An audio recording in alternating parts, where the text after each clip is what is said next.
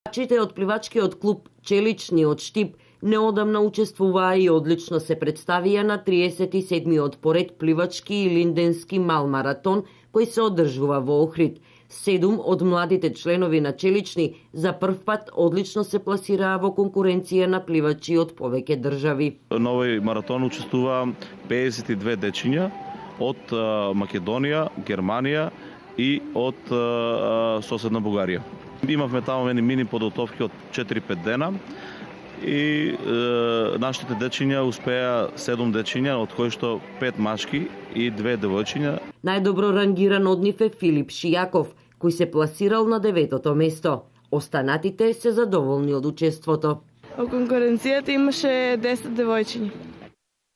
Тешки ли беа подготовките за учество на овој маратон? Па беа напорни, но не беше тешко, бидејќи се тоа прави со љубов. Колку време пливаш? Пливам веќе 4 години. Колку долго ти пливаш и зошто започна да се занимаваш со овој спорт? Па пливам веќе 6 години, бидејќи е здраво во овој спорт.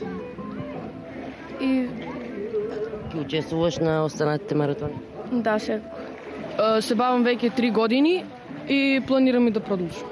Зошто токму го одбра пливањето како спортување? Затоа што спорт што ме опушта кога пливам и е здрав. Задоволен ли си од пласмата? Да, А ќе учествуваш ли понатаму на останатите? да. Ќе продолжиш ли понатаму да се занимаваш со пливање? Па да. Задоволен ли си од пласмата? Да.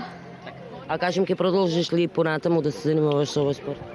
Ќе продолжим понатаму. Пливачкиот клуб Челични е формиран во текот на минатата година на иницијатива на родителите на членовите, пошто веднаш се зачлениле во Пливачката федерација на Македонија, со што се овозможиле услови за учество на маратони. Во текот на овој и наредниот месец ги очекуваат уште неколку маратони за кои напорно тренираат. Значи на 14 август ќе учествуваме на маратонот на Преспанско езеро. Понатаму следуваат на 27 август на Велешко езеро и последниот маратон е на 4 септември. Јакимовски истакна дека летниот период имаат одлични услови за тренирање и тоа по 2 пати дневно, но дека во останатите периоди од годината, бидејќи во Штип недостасува затворен базен, секој викенд тренираат во Олимпискиот базен во Скопје, но само за одржување на формата. Сепак, тоа не им пречи да постигнуваат значајни резултати.